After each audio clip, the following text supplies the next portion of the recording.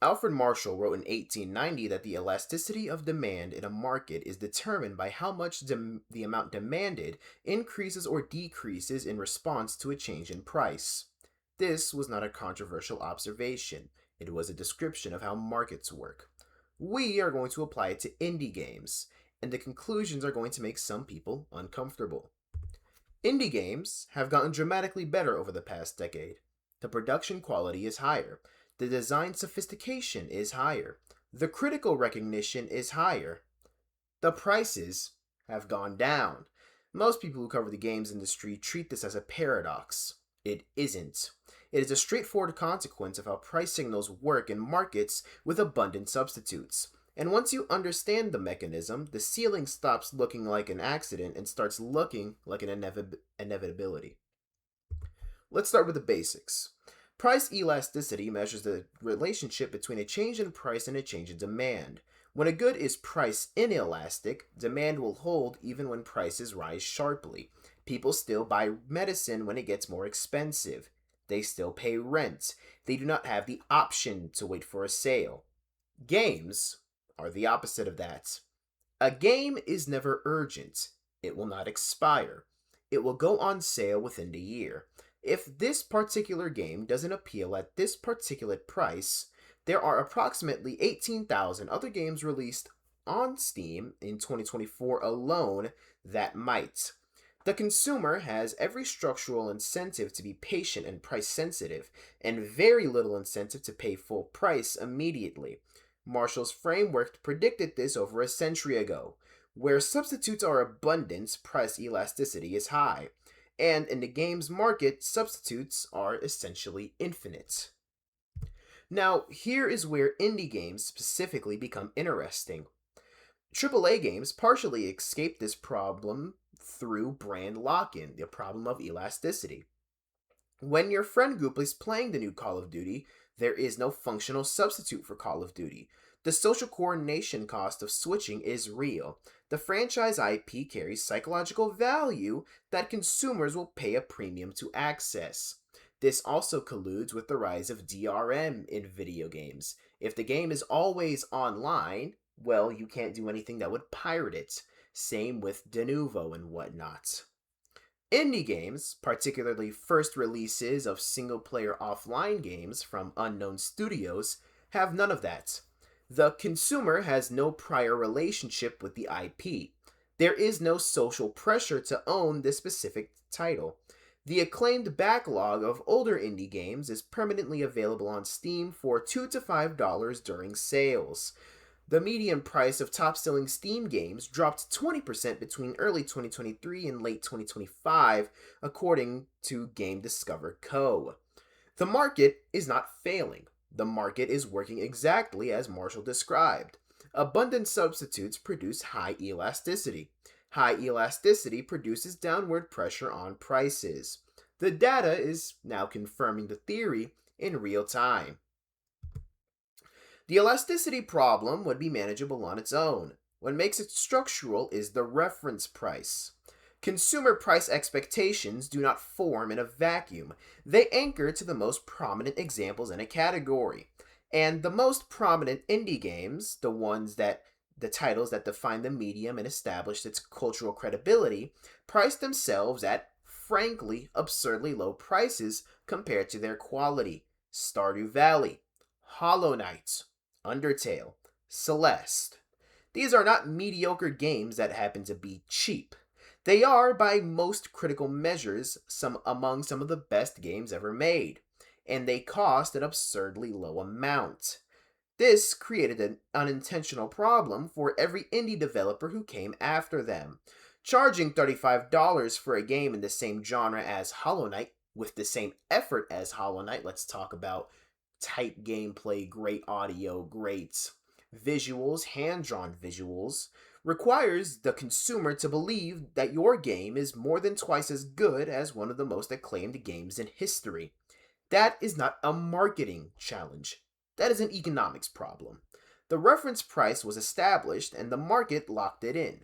No individual developer, besides its own developer, can unilaterally override an anchored price expectation. The reference price problem is compounded to what I'm going to call the AAA sandwich. You see right over here. The game's pricing landscape currently has two poles. On the one side, you have the Texas A&M, the rough, the gritty, the indie, sub $20 indie titles on one end, and then we have the Texas, the blue blood, the expensive one, $60 to $70 AAA franchise releases on the other. And in the middle, roughly $30 to $55, is the most hostile pricing territory in the industry. A game priced in that range gets compared in both directions simultaneously. Upward, the consumer asks, is that if this game is good enough to cost $40, why isn't it a $60 release? Downward, they will ask, if this is an indie game, why isn't it $15? Neither comparison is fair, but both comparisons happen, and they happen automatically because price is itself a signal about category. Baldur's Gate 3 launched as $60 as an independently developed game. It succeeded, but Larian Studios had Divinity, Original Sin, and Original Sin 2 behind them. The Baldur's Gate IP had 25 years of equity, and Dungeons & Dragons in of itself had around 50 years, plus the advent of Stranger Things catapulting D&D into mainstream popularity. That is not a template that indie developers should follow. It is simply an exception that required decades of prior investment to execute. And this brings us to the real mechanism, and this is the part that the discourse around indie games almost never discusses honestly. In economics, a price signal communicates information about a product through the price itself. High prices signal premium quality or scarcity. Rolex watches command a high price because they are usually handcrafted and usually very prestigious. Low prices signal accessibility or lower value category. If you're living in Georgia like I am, a great example of this would be Waffle House. Consumers use these signals to make purchasing decisions before they have complete information about the product. We're going to talk more about asymmetrical information next video. The word indie has become a price signal. When a consumer sees a game labeled indie, they are not primarily receiving information about the development structure or the studio's independence from a major publisher. They are receiving an immediate price signal that says, this is the cheap option. The discourse around indie games and independent media in general, support indie developers, the vote with your wallet, the these are the games or animation that takes risks, that is not the mechanism, that is simply the rationalization. The mechanism is price. People buy indie games because indie games are cheap and good. The ideology is a story consumers tell themselves about a purchasing decision that was fundamentally economic. Consider the store brand products problem. Retailers have known for decades that store brand products struggle to command premium prices even when the product is chemically or functionally identical to the name brand equivalent. The label carries a price exception that will override quality perception. Consumers will pay more for Tylenol than for the identical acetaminophen in the store brand bottle next to it. Apologies if I butchered that. Not because the Tylenol works better, but because the Tylenol label signals something that the store brand label does not. Indie, in quotation marks, now functions identically in the game's market. The label signals discount before the consumer reads a single review score. A developer cannot charge a premium price while calling themselves indie without, once again, cultural capital. It's very anarcho-capitalist. The signal contradicts the price. The market has assigned a meaning to the word, and that meaning is cheaper than the alternative. The studios that have successfully broken the ceiling, Larian, Supergiant, Zaum with Disco Elysium, and even then, Hades and Disco Elysium go down and discount all the time, do not do it by being better indie developers. They did it by transcending the label entirely. By the time they launched their breakout titles, the consumer was not thinking of them as indie studios. They were thinking of them as known quantities. The label had been replaced by a reputation. That replacement takes years, or if you're Disco Elysium, a very talented team of writers that honestly were surprised that they were even making a game in the first place. I mean, come on now. Meanwhile, on the cost side, the situation is moving in the opposite direction. Once again, I must tell you that William Baumol identified in the 1960s what economists now call Baumol's cost disease. In industries where productivity cannot be increased, where the output it requires essentially the same or more human hours regardless of technological advancement, wages still have to compete with the broader economy. A string quartet or an art studio takes the same time to perform as it did in 1800. The musicians now earn modern wages. Game development has this property. The engines are free.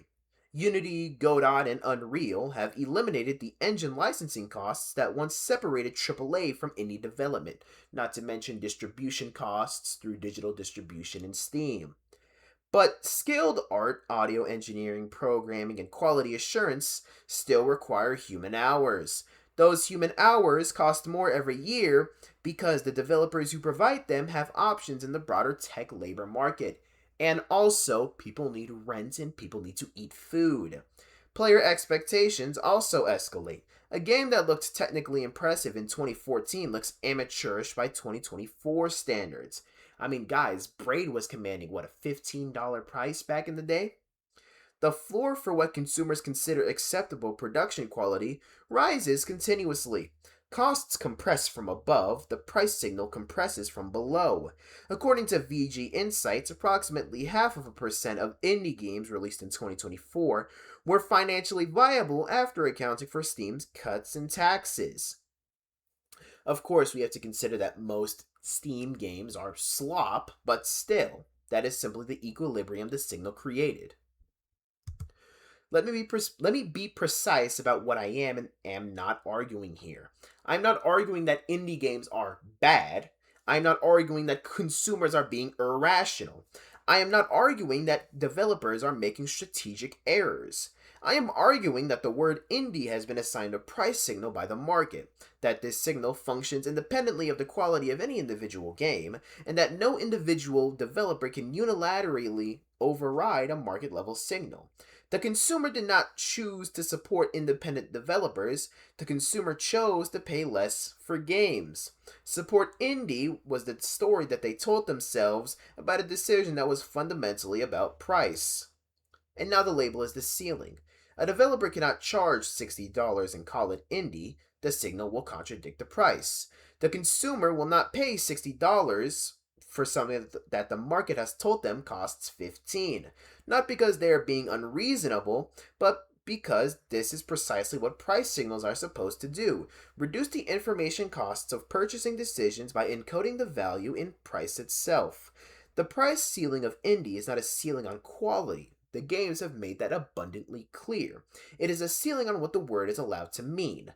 That ceiling was not imposed by any publisher, any platform, or any conspiracy. It emerged from the market exactly the way that Alfred Marshall said it would. If I'm too loud or too quiet, put that in the comments below. I heard a lot of comments that said I was too quiet, so I increased the gain by around 3 decibels. And I want you to tell me if I'm too loud now. Thank you for watching. Like, comment, subscribe, and I'll see you next time. Peace out.